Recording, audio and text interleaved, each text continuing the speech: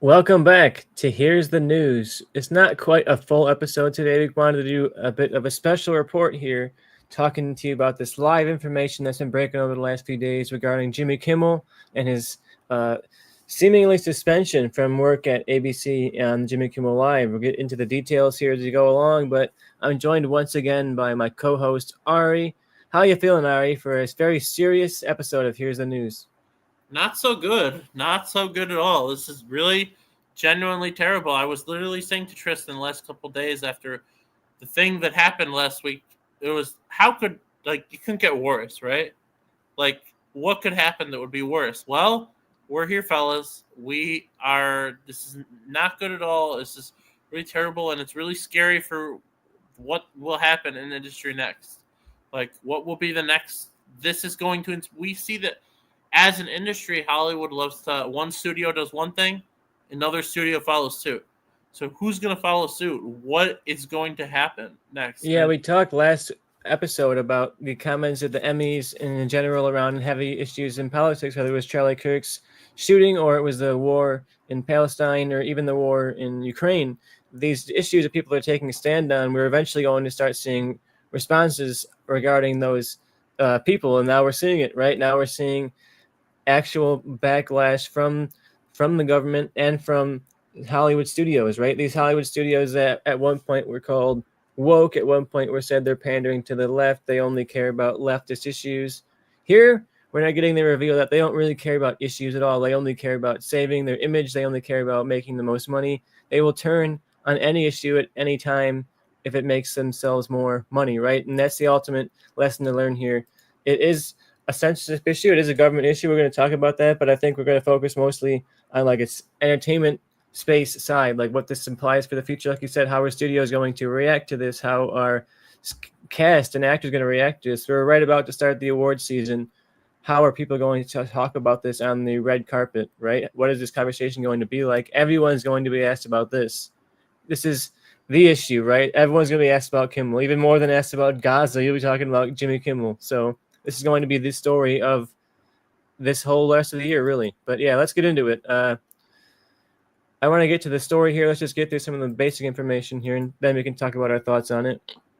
So Jimmy Kimmel Live, the series, was suspended indefinitely by Disney and ABC after the host's comments mocking Trump and the FCC and their reactions to the Kirk assassination. In particular, they were taken offense by the language he used regarding the shooter and the alleged shooter's connection to MAGA. And he said that the direct quote was that the MAGA gang is desperately trying to characterize him as anything other than one of them. And the FCC in particular has taken issues with that, saying that this is a direct attempt to mislead the public. And after all of that happened and it was said, two of ABC's largest affiliate stations, Sinclair Broadcast Group and Nexstar, both decided to refuse to air Jimmy Kimmel Live, not just this episode tonight, but indefinitely until he not only issues an apology, but makes a donation to Turning Point USA. And we're essentially at an old school standoff now. Jimmy Kimmel said, I'm not doing that. And ABC said, well, then we're not going to air your show. And now we're stuck. The industry is not taking it well. People have been protesting throughout the last couple of days, especially today. There was big protests outside Disney and outside Jimmy Kimmel's theater after the news broke last night. They kind of erupted this morning. But yeah, it's also splitting the MAGA right. You know, you would think that they would want to be sort of unified on this and they would all get behind this move. But a lot of the more inflammatory voices like Tucker Carlson's and the Marjorie Taylor Greenes, they're pushing against this because realistically, whether they say it out loud or not, they know if you start attacking, the far speech on the left, it's going to come back to us too, right? And they know that they are inflammatory speakers. They do like hate speech, and they know that if we start really cracking down on what the government thinks you can and can't say, it's going to come to them too. But yeah, this is definitely dividing the industry.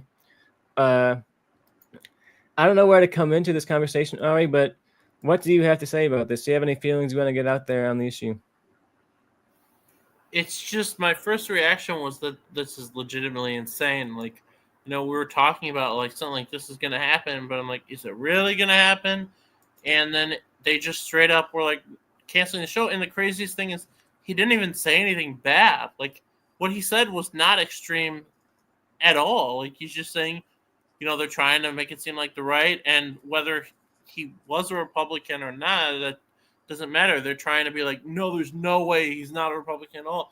Like, he pointed out that, and then they cancel him. So it's like, if you're going to say something tame like that and get in trouble, what happens if he actually said something bad? Yeah, that's the thing is you look at some of the stuff we've seen from people on either side of this issue over the last couple of days since the assassination. I've seen very inflammatory remarks from a lot of people, stuff significantly worse than anything Kimmel said here, right? If you're offended by this monologue, what are you doing? Like, you're not going to make it like, come on, this is not even close to an inflammatory language. This is not insulting language. He barely even really mentioned Charlie Kirk himself. He was mostly mocking Trump's response and the SEC's response and their overcorrections and Trump's kind of lack of emotional response. He didn't mock Charlie Kirk at all. There was no joke at the expense of Charlie Kirk. It was at the expense of Trump, and it was at the expense of his administration, right? I think that's perfectly fair. And like, I will say the conversation allegedly between ABC, Disney, and Kimmel, from at least the reports that came out, was that it was a very professional and polite conversation. The execs came to him and they were like, look, we're seeing some of our broadcast affiliates pull out. We're facing a lot of criticism. And right now, to turn the heat down, we'd like, do you want to apologize? Right? And Kimmel said, I'm not going to apologize. Right? So that seems to be where they're at. It wasn't a screaming match. It wasn't Kimmel saying F you and storming out of the studio. It was just essentially an ultimatum of, do you want to apologize? He said no. And then ABC decided, for our best interest, we're just not going to air it right now. I was just sorry. As of right now, they've told the networks it's going to be off the air for the rest of the week. So no new episodes through Thursday. Typically Fridays are reruns for Kimmel, I believe. So yeah, no new Kimmel until at least Monday. And that will be dependent, obviously, on Kimmel coming back, right? And he hasn't said anything yet, which is interesting, but I would imagine he's not happy with his employers at the moment. I was just going to say, look at the stuff that's in Fox News. Like, Greg Gutfeld, like, you just told me that sometime in the last week or two, someone said, the homeless, they should be euthanized. So that's okay. That's okay. But Kimmel's saying this, that's absolutely unacceptable behavior. And the FCC chairman, he called it disgusting and one of the most like evil, sick things he's ever heard. And I'm like, if this is bad, then like, what do you think about those things? Yeah, this is one of the worst things you've ever heard. Like, talk about snowflake behavior. Like, talk about being overly sensitive and needing a safe space from comedy. Like, I thought we were worried about comedy, being canceled. No one can make jokes anymore. And he literally can't make jokes anymore. Like, he's not even making inflammatory jokes. He's not making edgy jokes. This is Jimmy Kimmel. He's the most like milquetoast neoliberal guy. This is not a far left dude. This is not a radicalist. This is Jimmy Kimmel. He hosts the Oscars all the time. He's just like a normal centrist, essentially. This is not inflammatory language. You guys are very sensitive. This makes you upset. I'm sorry to say it, but you are just overly sensitive if this hurts your feelings. A lot of people in the industry are speaking out in support of him. Tatiana Maslany today just posted on her story, like, boycott ESPN, boycott Disney Plus, and that is a very brave thing to do. Like, you'll say, oh, she's an actress, she'll be fine. I mean, not really. She doesn't have job security. Like, she was in She-Hulk, but look at that show how it was received. Like, there's no guarantee that this will hurt her. It will hurt her. Yeah, I'm curious to see who else responds, especially you bring up the Marvel casting. Is Pedro Pascal going to respond? People who are very, opinionated on their politics, they have a lot of strong opinions on either side of the aisle on the Marvel sets. Are people going to come up and start talking about this? Yeah, Mark Ruffalo is what I first is what first comes to mind. WGA spoken out. I mean, everyone is just like, and this is just going to get bigger and bigger. Like you said, during award season, they're going to ask about this. And like, it's interesting to me because we are already seeing this right move in Hollywood already. Before this happened, before the assassination occurred, we were seeing Hollywood start to recognize, maybe this move towards the left, like, because it's undeniable, right, that I think Hollywood creatively was pandering towards like liberally minded people for a while, right? They were trying to feature diversity a lot. They were trying to really push that narrative a lot. And now they're going to turn it. Now they're going to say, oh, let's push the other narrative a lot. It further proves, like I mentioned, that these companies don't have like moral stances, right? This is the result of selling Hollywood out to like tech companies. These are not film studios anymore. These are just giant conglomerates of like capitalist stuff, right? They're not making movies for the artistic sake at all anymore. It's purely bottom line money making, right? And that when you sold Hollywood entirely to the money making, this is what happens. Ari Aster was right. Like Eddington was right. And yeah, oh my God, I would love to do an analysis of Eddington after this. Like Eddington feels like a foreshadow of the world we're in. Let me tell you that. It's scary how right that movie is. And yeah, like I said, we're seeing this reactionary turn already in Hollywood with a turn against diversity, a rise of very traditional media.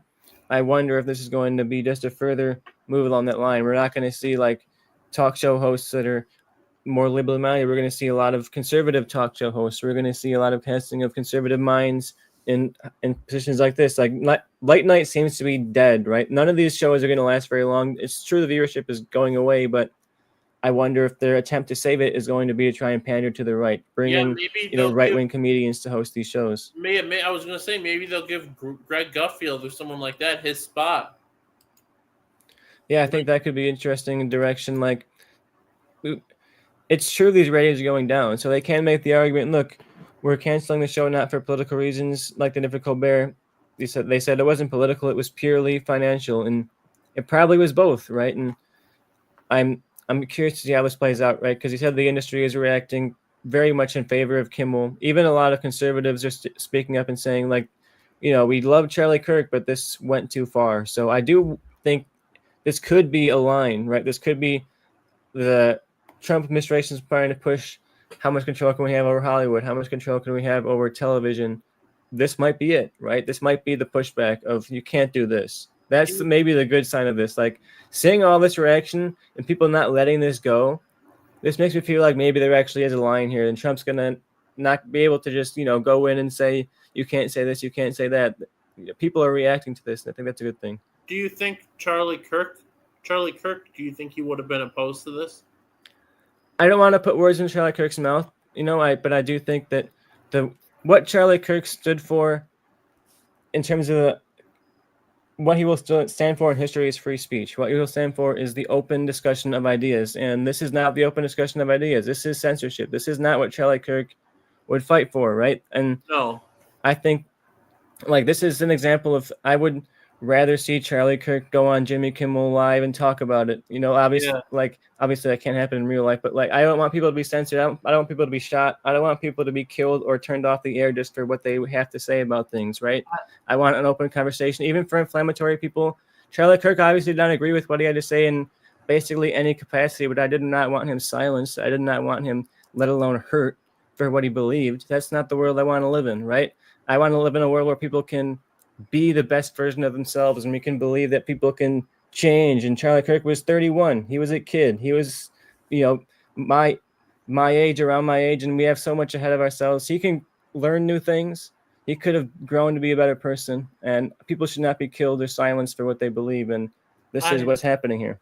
I think that the whole thing with him is he wants to debate you, right? Like whether or not you believe he's just getting someone to own them, basically. Ben Shapiro, like he wanted to talk to you, and I feel like he would have wanted Jimmy Kimmel to keep going so he could, own him or comment on what he's saying in a negative light. Like he wouldn't want him just to not be able to do his job anymore. Like, yeah, if you're gonna cancel the show, cancel it because nobody's watching it. Don't cancel it because he said something slightly that hurt your feelings a little bit.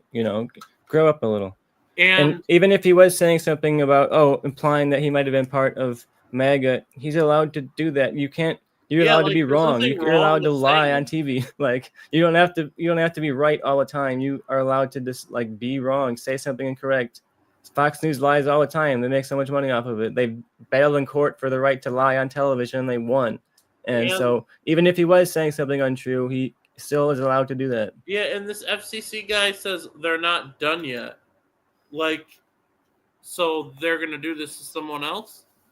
Yeah, that's what scares you. This is a sign. This is a sign of power. Like, this is them pushing the limit and saying, can we get away with this? And if they get away with this, they're not just going to stop here. They're going to keep pushing it. And I think There should be a room for inflammatory art on all sides of the spectrum, and we're getting to a point where Hollywood is becoming so sanitized and so safe and so afraid to make art that upsets people or challenges ideas. And the right, for a while, was seeming like they were arguing for that point, right? They were trying to argue for an open market of art where you can make stuff that appeals to all sides.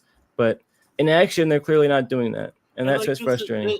This is like fascism. Like, this is censorship. Like, okay, if they fired him because of viewership or whatever, maybe, okay, that's not fascism, that's not censorship. You know, it was a financial reason. But this was because they didn't like something he said.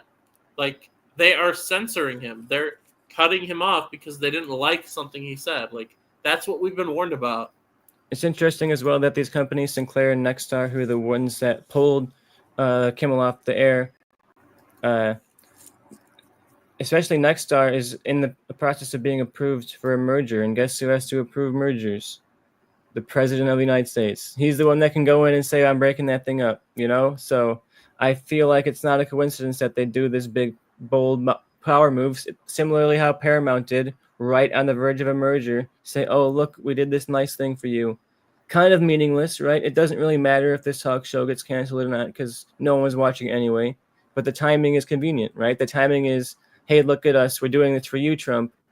But in reality, are they doing it because no one's really watching the show anymore? And they get to cancel it while also getting the brownie points of looking like it was a political move. Do you think that Trey Parker and Matt Stone are rewriting the new episode right now? My God, they're probably in such a panic. They had to cancel, they had to delay the last week's episode because they didn't finish it in time. And now this. Like, what if Jimmy Kimmel shows up in the episode and he voices himself? Like, that would be funny. They don't do that a lot, but I could say, I mean, the scariest thing about this is bad, but the scariest thing is what happens next. Like, yeah, and you talk about South Park, and there's such an inflammatory show that feels like a show that's on the verge of cancellation all the time. Like, if they come out and make something that upsets people, is that going to be the next show on the cutting room floor, right? A show that has for decades been a beacon of free speech, a beacon of like lampooning all sides of the issues and making everybody mad for the joke of it. And that's been the fun of South Park. It offends everybody and pushes the limits for the sake of art, you know? And is there room for art like that anymore? If Jimmy Kimmel is too much of a pushing the limit artist for you, what are you watching? Like, you're definitely not going to get through a South Park episode. How is that inflammatory? Like, that's like the most tame thing you could see. What do you think? Does Jimmy Kimmel walk? Does he come back to the show, or do you think he goes and starts a podcast or something along those lines? I don't think he's coming back. I mean, he'd have to bend the knee. He'd have to apologize. I don't see that happening. I mean, the only way I think he comes back is if ABC like puts their tail between their legs and says, "Okay, you don't have to apologize. We were wrong." And even then, I could see him taking the slight of this and being like, you know, why? So I can come back for another year before you cancel the show. You know, I'll just go while I'm on top and go start a show with somebody else, right? The podcast is the next talk show. No one's watching talk shows because they're listening to podcasts instead. Maybe him and Colbert start a show together.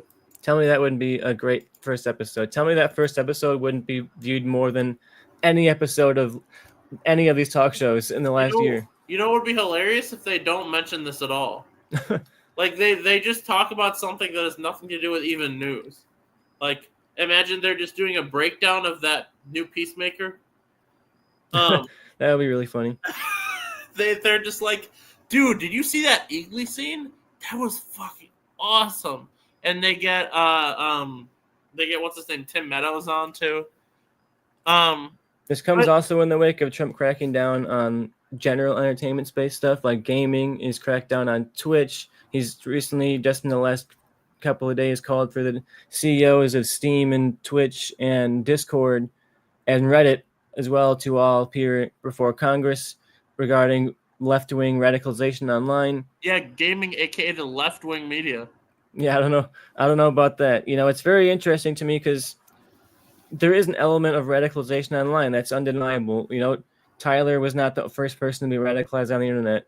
I've seen a lot of it happen, you know, and I think that is an issue that has to be resolved somehow. But I think when you focus only on one side of that issue, you're never going to resolve it, right? You have to recognize that radicalization, violent radicalization online is bad, but that doesn't make it only bad because it's leftist. It's bad because it's violent, and when you're only focusing on one side of the violence, you're going to miss the entirety of the other side of the violence. I wanted to ask you what conservatives have spoken out against this?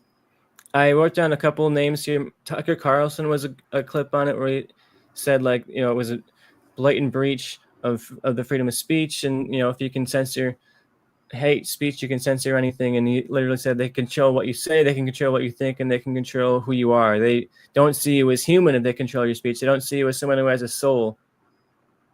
He had very harsh words for this.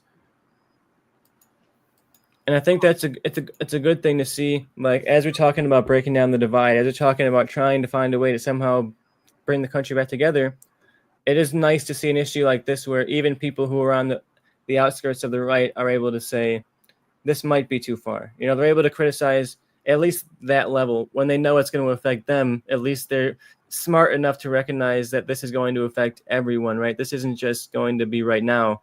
This is going to be everyone. What, like, predicting the future, like, what do you think happens after this? Like, does somebody else do something like this?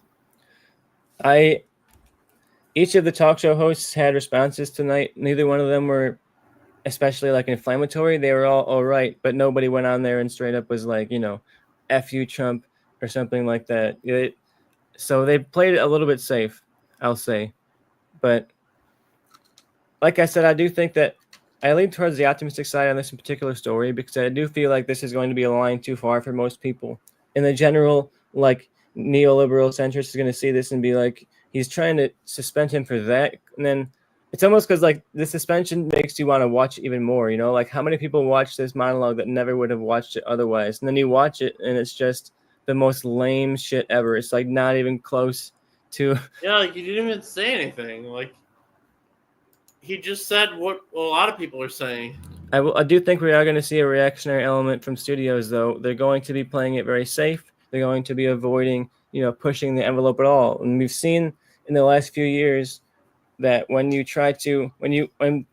going to movies becomes politicized, it hurts the box office. It just does. There's an undeniable element that, like, when people feel like there's a identity politics around movies, they say, oh, I'm not seeing that because it's woke. I'm not seeing that because, it has a diverse cast, and that automatically makes me throw it away, and studios have seen that happen, and they're not blind. They're going to pander. They're going to go back to traditional. Ryan Gosling is leading Star Wars now, a really popular, mostly apolitical white dude that everybody kind of likes is leading Star Wars again. Yeah, I'm just thinking about something like how in the scene of Knives Out where they're talking about Trump, and saying he's like Hitler, like something like that is not going to happen in Wake Up Dead Men and Knives Out Mystery, right? Like, they want to avoid that now. Like, I do think we're going to see a lot less of that in movies now, and unfortunately, we're going to see more white male leads. We're going to see a lot less of stuff that's pushing, like, politically forward messages. We're going to see a lot of stuff that's mostly aimed on bringing things together. I look at Captain America and it was like, together. What does that mean? I don't know. But I think we're going to see a lot of stuff that's just about, like, different groups of people coming together and recognizing, some unified Breakfast Club style movies, That's going to be the new wave of Hollywood. Bel Air is ending after 4 seasons, but Tulsa King is getting a 5th season. And it's like, But, yeah, I don't know what else to say about this. Just that it's really bad and really scary, and we don't need to be here. Like, no, it should trouble you. If this doesn't trouble you, if you're sitting there saying, I don't watch Jimmy Kimmel, he's boring, he sucks, he's not funny, I am glad he's canceled because his show is bad. Like, I didn't like his show that much either. I thought he was fine, but I didn't laugh like at his show that much. I never watched it. But the government should not be stepping in like this. The FCC realized they couldn't go to ABC, so they went to the affiliates. They went to the advertisers. They started going towards the money, right? And this is not directly government censorship, but this is the government finding ways to censor, right? And yeah, if you're sitting here happy, go ahead. Yeah, like, I don't even love Stephen Colbert, like, at all. But, like, he shouldn't, like, be put off the air. Like, if you're gonna say a financial reason, sure, but like if it's because of something he said, like that's his job. Like he's a talk show host. He's saying opinions. He's commenting on stuff in the real world and in entertainment. Like you don't like one thing he said, well, then don't do the show. Don't let him you've allowed him to do the show, and they might not like Jimmy Kimmel, but like he was doing his job. Like that's what they're paying him to do. And they don't like the way he's saying it, well, I don't know what to tell you.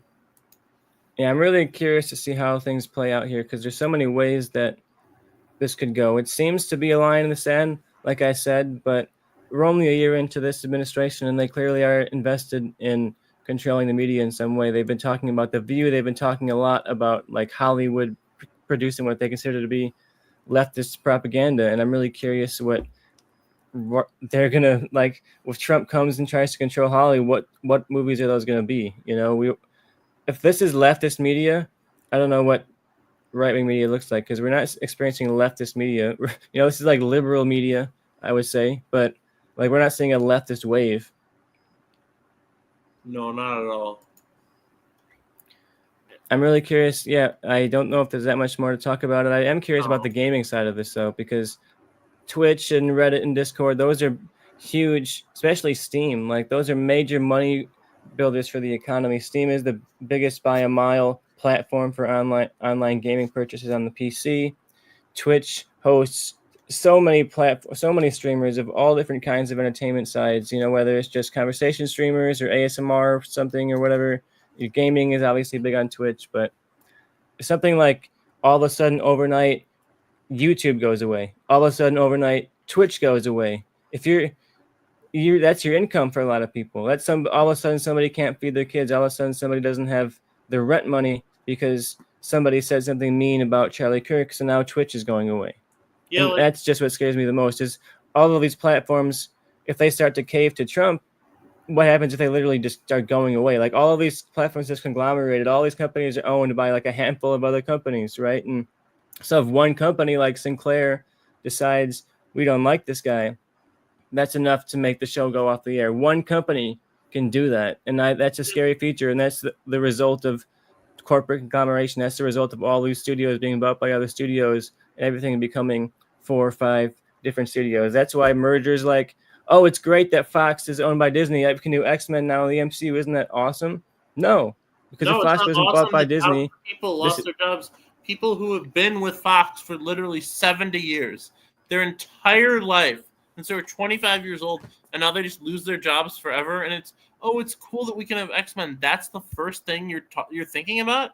If the first thing you're thinking about with the Paramount thing is, we can get these crossovers now, and I'm like, what about people who are literally going to lose their jobs? And look at how hard it is to get a job in the industry if you're new. I mean, like, Jesus Christ. Yeah, competition is important in Hollywood. I want there to be left-wing talk show hosts. I want there to be right-wing talk show hosts. I want there to be right-wing and left-wing and centrist movies. I want there to be apolitical, dumb, idiot action movies. I want every spectrum of the argument to be covered in the conversation, to be art, to be all things, right? I don't want art to just be the things that I believe in. I don't want art to just tell me what I want to hear. Some of my favorite movies and favorite TV shows are made by people that would disagree with everything that I believe in. Movies that fundamentally go against my worldview, but that's okay. I want art to challenge me. I want art to make me question why I believe what I believe. And when we start making art that's safe, art that's for everyone, art that's for shareholders, it's never going to make you question anything. You're just going to sit there and fall in line, never think about anything you believe in any consequential way, never learn media analysis, never learn how to analyze something beyond what's on the screen. And that's scary because you need to be able to analyze media, not just to watch a movie and understand the symbolism or whatever, but to watch the news and recognize if what you're watching is real or bullshit, right? And being able to see a wide array of opinions in film is important because that helps you be able to recognize, valid opinions versus non-valid opinions, people who were lying to you and trying to manipulate you versus people who were trying to guide you in the actual right direction. Yeah, if there's only the correct, then how do you know what's wrong versus right if that's all there is? It's a scary future. Yeah, I don't want to see a world where 4 or 5 companies own the world. And yeah, that company we mentioned, Nexstar, who's on the verge of a merger. They're one of the biggest companies who has been fighting against the collective ownership rule, which is right now the rule is that you can only own 39% of the airwaves, right? So like ABC can't just all of a sudden buy CBS and own all of its airwaves because they would own the majority of airwaves. But this company is fighting against that change, right? So I don't want a future where all of the airwaves are owned by literally two companies, right? That sounds terrible. And we just get nothing but like, here's the liberal news channel and here's like the Republican news channel or something like that. Or I don't want that at all. I want a wide variety of entertainment. And this is not getting us that. Yeah, I don't think there's really much else to say. I mean, in the future, we're going to see what happens in the future, and we'll have more to say then. Yeah, when you look at directors who are struggling to get funding right now, David Lynch talked about struggling to get funding for a long time. This is not going to make that more likely. If something is out there with a crazy idea, an inflammatory idea, something that seems on the edge, that's not going to get funded now because people are going to be offended by it. People at the just the image of it are going to be turned off and turn away from it. And One risky battle, art is going to be going away, you know? one battle after another is not getting made now. No, and stuff like Eddington, that's never going to come out Yeah, again. not in a million years. Yeah, and that's the scariest part of this, like in terms of the Hollywood side, is this is not just one event. This is a ripple. And we got to learn from this moment. We've got to recognize that this is too far. And we've got to be able to recognize that there is space for every side of the argument in this conversation. There's space for media that you don't like. There's space for media that disagrees with you. You don't have to watch every TV show. You don't have to like every TV show. And if you wanted us to recommend to you a movie to watch right now, we would say 3, 2, 1, Eddington. Like, that is the perfect movie to watch right now. Can you hear me? Yeah, I can hear you fine. You don't have to like every TV show, and like not everything is going to be for you. That's all I have to say about it, because I'm scared for the future of the industry, but I do hope that at this point we learn from this the right lessons. And I was ready to come on here and have a really negative feeling on this and be like, oh, we're cursed, it's over. But to me, the social reactions to this being so pro Kimmel, even from people on the right, that makes me feel optimistic. So I do want to end on a positive note, because I do think that even though we want to doomer about it and we want to be like, oh, it's so over because of Kimmel, I feel like people drew the line here and we might be okay. I get nervous for, true leftists online. Are they going to get themselves deplatformed? But as of right now, I think we're heading towards a good direction. Ace of Movies is in the Acres of Movies is in the chat saying the FCC person will have to resign. He is covering something up in his personal life and overcompensating. There are big calls for him to resign in Congress by Democrats. I think the overstepping is like somebody from the FCC coming out and saying all this inflammatory stuff about Kimmel and saying all these comments are so hurtful, these comments are so hateful. That's censorship. He's guiding the market, right? The FCC chairman should not be saying stuff like that.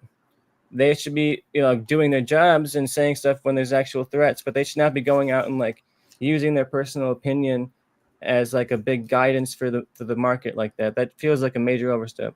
Yeah, he keeps making these comments, and it's like, are you supposed to be doing that? Yeah, they should be bipartisan and impartial. And when you make those kind of things, it's not bipartisan and impartial. And even if you're not going to Sinclair and telling them what to do, when you go out and you say stuff like that, it's a call to action, right? And you're guiding it without even having to guide it. Yeah. They also say Trump is the worst. He needs to leave office and have his cronies resign. That is very true.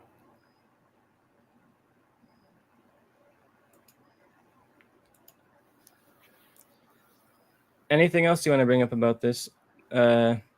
It's such an evolving story. It feels like everything is coming out at once. Did you watch the Colbert Report's response? Did you watch any of the response episodes from anybody? No, but I did. I guess we can mention what Jon Stewart did. He did the funniest thing possible. Mm-hmm. And Fallon tried to do it, but it was not funny. He basically did an act. It was like, Trump is amazing. Holy shit. Did you see what he did in the UK? Our great leader. He referred to him as our great leader. Like, look at his outfit is amazing. His tie is amazing. Oh my God, this is so cool. I love Trump. It was interesting that Stephen Colbert revived his Colbert Report character for a bit tonight on the Colbert Report to address the issue. He spent the first half of the show discussing the Kimmel situation and then brought back the character. He said the words, so he kind of gives tips on what to do in the new presidential's world, and says, "Don't ever complain, no matter what the president does. Even if he sends the army to your hometown, just shut up and take it." Yeah, it's been funny to see that all the talk shows kind of went for the same bit. They were like, let's do like the North Korean news version of what our talk show would be like if Trump approved all the stories and all of that kind of stuff. We should probably end this before they take us off there. Yeah, they might come and get us. You never know. Get us. So we should end this with saying we love Trump. We love our president. He has Never did anything wrong. He's a great leader, and he has never done anything wrong, and we really, really love him. I'm really excited to see where things go. I'm happy that people are on Kimmel's side here. That's what warms my heart. But the future of this is looking bleak overall. People got to keep their foot on the gas. People can't forget about this by the end of the weekend. They've got to realize that this is something that mattered. And even if Kimmel gets his job back, even if Kimmel goes off and as a podcast, it's not going to be like problem solved, right? We're still going to have to keep ourselves ready to go for whatever the next fight is here. Yeah. Yeah, it was a good conversation, though. I'm glad we had this talk.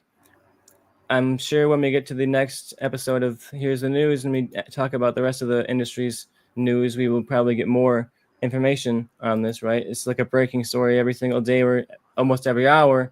We're getting new news on this. But yeah, let us know in the comments or in the chat what you guys thought of this, because it's a very interesting conversation. And I do want to hear, like, I know me and Ari are obviously like not Trump fans, right? But I would be curious to hear if any of Trump fans are in the audience. Like, what are your thoughts on this? I would really honestly like to hear someone who is in favor of this give me an argument for why that is, because there's a lot of bad faith arguments around, and I would like to hear a good faith argument for like, why is this a good thing? And not just because you didn't like him, but like, why is this good for the country? What did he say that truly was dangerous enough to have him deplatformed like this? I would like to hear that argument.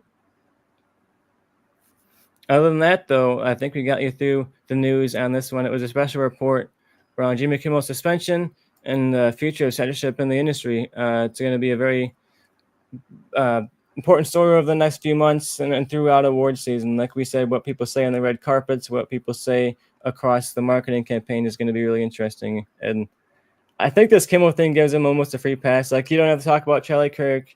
You don't have to talk about Gaza.